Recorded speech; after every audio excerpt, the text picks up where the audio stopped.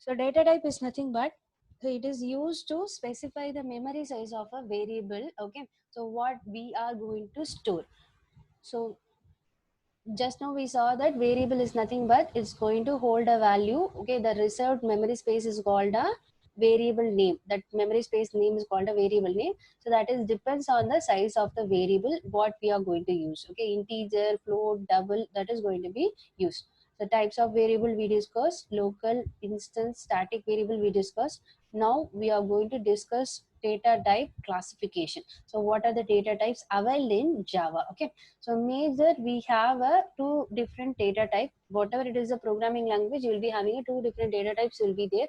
First is a primitive data type. That memory allocation is defined by the definitions are already defined in the library set. That is package we have in Java. So here all the primitive data types are defined. Okay, so that is a numeric type, non-numeric type. We have a basic two classification. Under numeric you will be having integer and floating point. Integer will be having a whole value. There again you have a classification: byte, short, int, long. So in case of a C++, we'll be having a integer and long int we have. Under int and long we'll be having signed and unsigned. Okay, so likewise we'll be having a different classification under int. But in case of a Java, we have a four different classification under a integer. We have introduced a byte, short.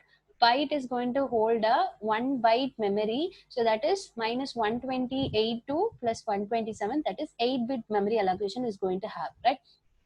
Next, in case of a short, let me go ahead with one chart table and then you will get clarity. So byte, short, int, long is comes under a integer category. So byte is going to have a 8-bit, that is 1 byte, and it ranges from minus 128 to 127. So in case of a short, it is going to hold a 2 byte. Okay, so 2 byte is nothing but 8 bits. So that is ranges from minus 32,768 to 32,767. Okay, minus to the plus range. The similar way, int is going to have a 32-bit, that is 4 byte. So in case of a Java, we have a fixed memory size for an integer, that is 4 byte. So in case of a C++, you'll be having, it is depends on the compiler size. You'll be having 32-bit machine. You will be having int for a 2, again 64. You'll be having double of the value, 4 byte. So in case of a Java, you'll be having fixed size of int is nothing but 4 byte. Long is going to have a 8 byte, 64 bit. Okay, the range is given clearly mentioned here. And in case of a floating, again you have a two classification. One is a double and another one is a float. So based on this, again float is similar to a integer, you will be having a 4 byte, and double is going to be similar to a long, you will be having 64 bit. The difference between int and float is it is having a whole value, here it is having a decimal value, that's it. Okay, so none of the difference is going to have. And other classification, that is non-numeric type, you will be having a character. In Java, we have introduced a one more data type called a boolean. So this boolean is going to hold only true and false. This memory size is 1 bit, that's it. The character is considered a non-numeric type. This is going to hold a value 16 bit, that is 2 byte. Okay, similar to your short. And here we have one more important concept called a default value.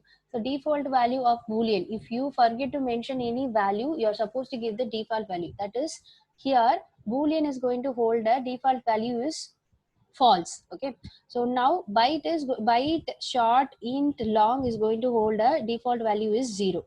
Character is going to hold a default value is Unicode 0 format. Okay, so this representation in the form of ASCII, but it hold a Unicode value /U000. So you will be having float and double value is 0 0.0, 0 0.0. That is default initial value of it. Now, let me go ahead with a few examples based on the primitive data type and non-primitive data type. So what are the non-primitive data type? Can you tell me? Can you list what are the non-primitive data type? So that's what we discussed in the first day one class. What are the in case of a non-primitive data type, you will be having a major one as a class. So here class is going to hold all the object, that kind of thing will be there, but class is nothing but a user defined data type. So that's the definition I gave in the very first class, right? So class is nothing but a user defined data type, this is going to hold a data member and its member function. That's what it's called it as a encapsulation, first pillar of an OOPS concept. Okay, so interface is nothing but a type of class. Okay, we have a one more type of class is called a abstract class. The pure abstract class is nothing but a interface. So we don't have any definition of the class. That is, non-concrete method and concrete method can be specified inside a class, but in case of a interface, you're supposed to mention a zero definition class, I mean zero definition method inside a class. That is called a interface. Okay, so you're not supposed to mention any definition, so that is comes under a interface. That is also comes under a classification of a class. And array, string, object, these three comes under a again user defined data type. Okay, this will discuss one by one in the upcoming sessions. Okay, so let me go ahead with examples.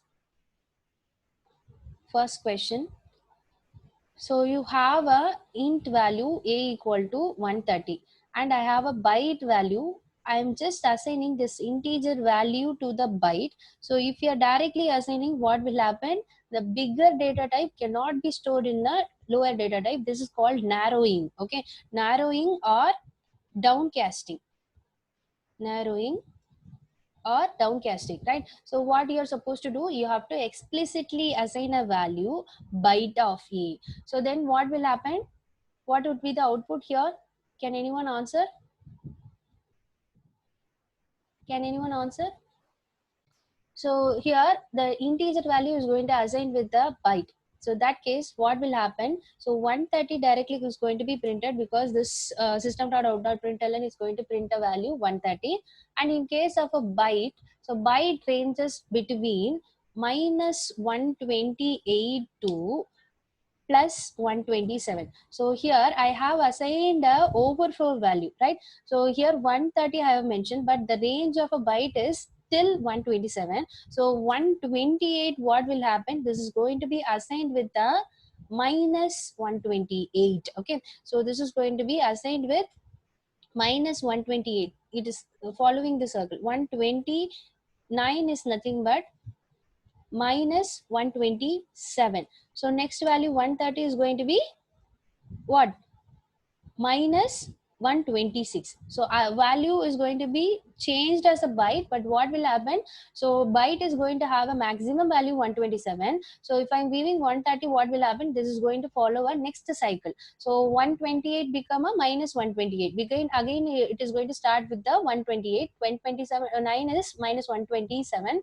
130 is minus 128. Okay, so the value of b is nothing but minus 126. So let me go ahead with the execution part. The program name is MCQ1.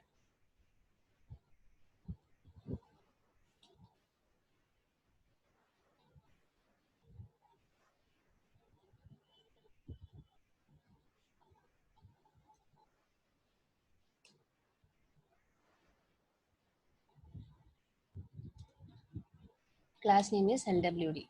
So you'll get, sorry, class name is LWD. Let me save this.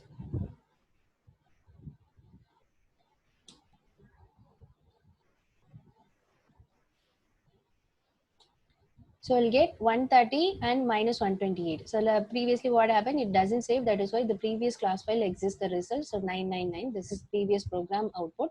So now our actual program is 130 and minus 126 as we have mentioned in the logic from the program, right? So this is called narrowing. The bigger data type is going to be assigned with the lower one with the help of a explicit type conversion. In case of here also, I have assigned a overflow value. That is why I'm just taking a cycle value of its definition. Okay, so now the 130 is going to have a proper cycle value is minus 128. Right, I hope everyone clear with this.